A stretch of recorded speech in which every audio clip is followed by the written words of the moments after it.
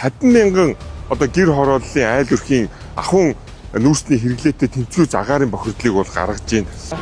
За шүүлтүүрээр дамжсны дараах утааны хий маань энэ стандартаа бол хангасан байна гэж. Нүүрс төлж байгаа айл өрхөд маань энэ цахилгаан станц энэ автомашинтай харьцах юм бол хамаагүй сайжруулсан түвшийг бол хэрэгжилж байгаа. За тэр утааг болохоор яг манай станцын болохоор яндангаар хаягдахаас өмнө хоёр шатны шүүлтүүрээр бид нэр дамжуулж хийж одоо яндагаараа ерөнхийдөө бол хайж гинэ гэсэн үг. Энэ яндагуудынх нь фильтрд байдаг те цахилгаан усан фильтрүүд нь ингээ ажиллахаа болцсон заримуд дээр нь бол доголдолтой ажиллаж байгаа. Шүүлтүр байхгүй бол ерөөсөө зуух ямар ч явах боломж байхгүй. За нийс хотыг түшгэлсэн хагас когшны үйл ашиглан станцуудаа бол бид хагас когшны түвшээр хангая. За энэ дэр бол маш хүндрэлтэй асуудал гарна. Өөрөө нөгөө өмнө ярьсан нөгөө Барнуур уурхайн нүүрсүүл бид нэр нунтаглаад микроны хэмжээнд хүртэл нунтаглаж хийж галын утгатай өгдөг. Улаанбаатар хотын утааг бууруулахаар жил бүр нэлээдгүй хэмжээний хөрөнгө зарцуулдагч үр дүнд хүрэлгүй өнөөдрийг хүрсэн.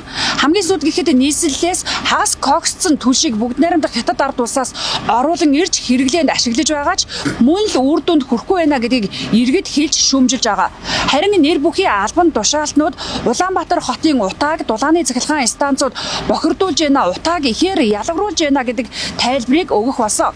Тэгвэл бид Улаанбаатар хотын утааг дулааны цахилгаан станцууд ихээр бохирдуулж байна уу, утааг ихээр ялгаруулж байна уу гэдэг асуултын хариултыг ирэхээр дулааны цахилгаан станц 3 дээр ирээд байна. Өнөөдрийн байдлаар одоо дулааны цахилгаан станц 3-ын тухайд нийтдээ яг ямар хүчин чадлаар ажиллаад одоо хэдий хэмжээний цахилгаан дулааныг үйлдвэрлэж байна гэдэг мэдээлэл өгөөч та. За манай станцын хувьд өнөөдрийн байдлаар бол 1300-аас 1100 ажиллаж байна. За 9 турбинаас 8 турбин ажиллаж байна.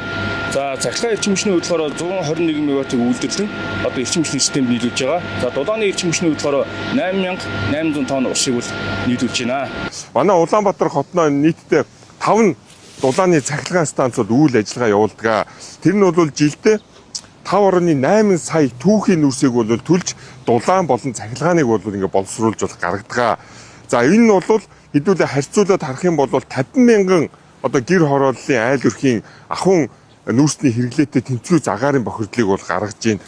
За нийтдээ 130 мянган одоо энэ явж байгаа автомашинтай тэнцвүүц агаарын бохирдлыг бол ингээ манай Улаанбаатар хотын агаарын бохирдолд бол ингээд хувь нэмрээ оруулаад явж гинэ гэж одоо бас яжлахоор ингээд хэлж болж байна. 9 жилийн тоо мэдээлэлээс дурдах юм бол 2024 онд манай станц 1.5 сая тонн нүүрс төлсөн.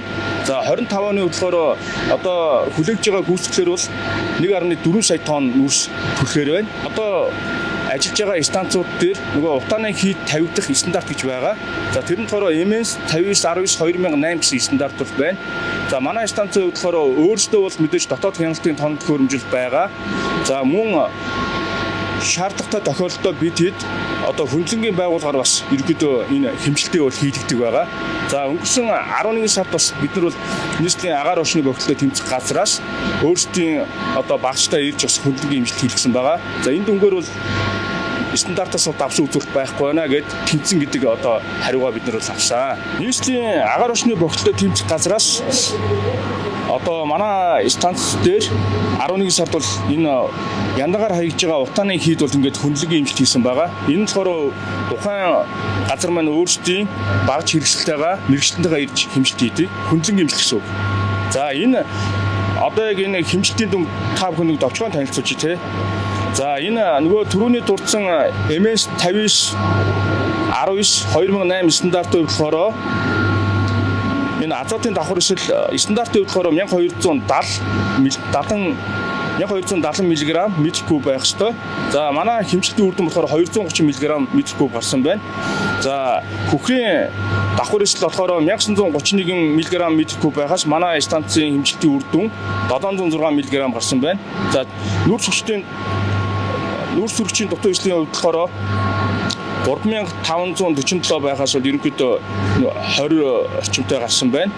За энэ болохоор бас ер нь бага үзүүлэлт байна. Тоос өнцрийн хувьд болохоор стандартын хувьд болохоор 21,000 мг метр куб байх ёстой. За үүнээс болохоор манай хэмжилтийн үр дүн бол 1071 мг метр куб гарсан байна. Тэгэхээр бол энэ манай яг 100-ны шаталтаас гарч байгаа.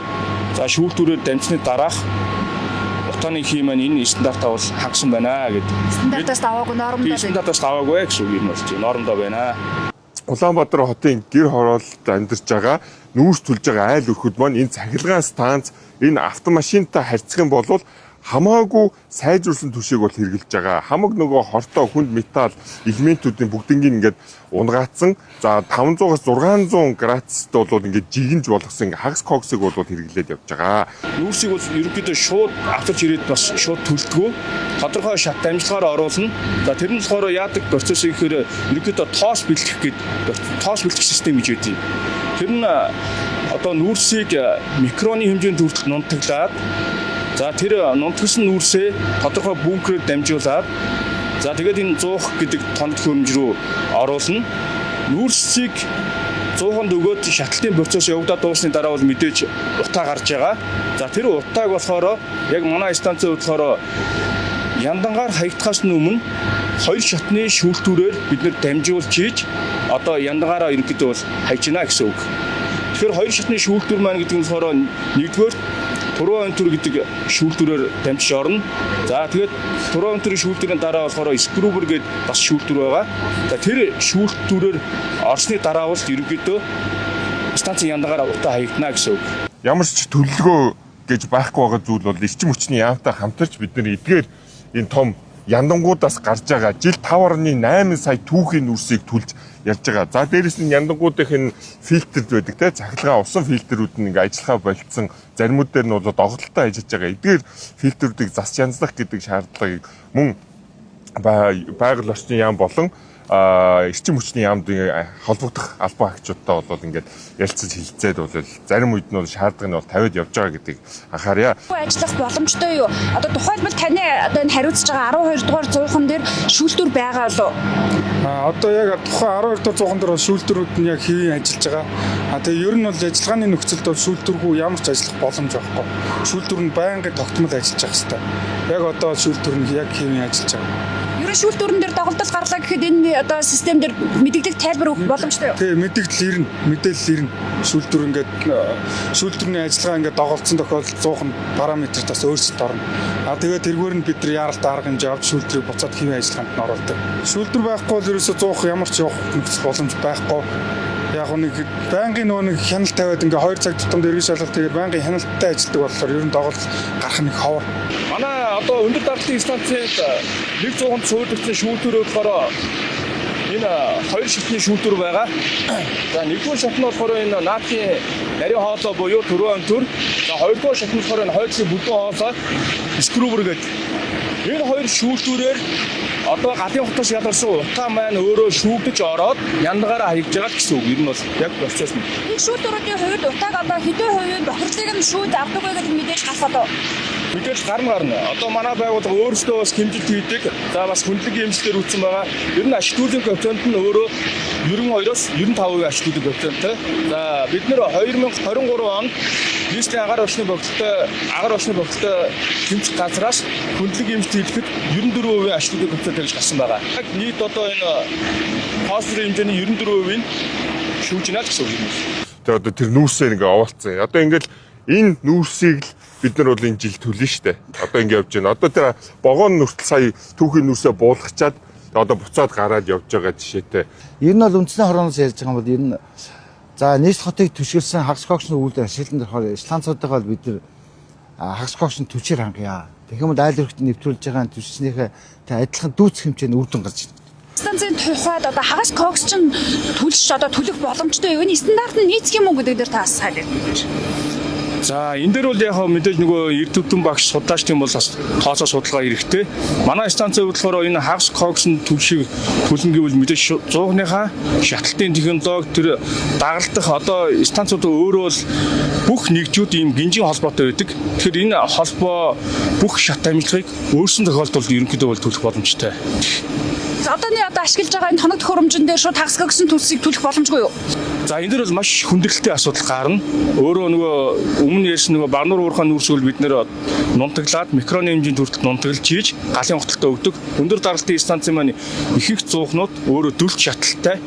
Тэгэхээр бол ер нь бол маш хүндрэлтэй. За дунд даралтын станцын хувьд болохоор манай станцын бас агарын бохирдлыг бас тодорхой хэмжээнд ууруулах үүднээс одоо шаталтын технологиг бол өөрчилсөн байгаа. Ер нь бол одоо өөрчлөлт ингээд дараатай өөрчлөлт явж байгаа. Одоо энэ манай дулааны цэцлэгийн станцууд маань өөрөө болохоор энэ шаталтын процессоос үүссэн утааг өөрөө янд нь маань одоо тодорхой хэмжээний өндөр түвшинд байгаа. За манай өндөр даралтын станцын хувьд болохоор 150 м өндөрийн яндантай байгаа. За дунд даралтын станц нь болохоор 100 м өндөртэй. Тэгэхээр одоо яг энэ хүний амьсгалах түвшнээс бол ерөнхийдөө бол дээгүүр одоо өндөр түвшинд бол утаагаа бол гаргаж байна л гэсэн үг. Одоо энэ станцуудын яндангаар гарч байгаа утаа өвөл одоо арай өтгөн байдгаа, зун арай шингэн байдгаа гэдэг. Яагаад энэ станцаас гарч байгаа утаанууд ер нь өөр байгаад идэм бэ?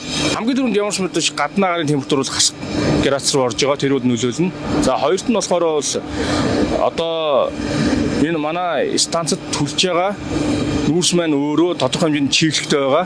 Тэр чийг маань ууршаад энэ утаатай бол тодорхой гарч ийн нэгдүгээр.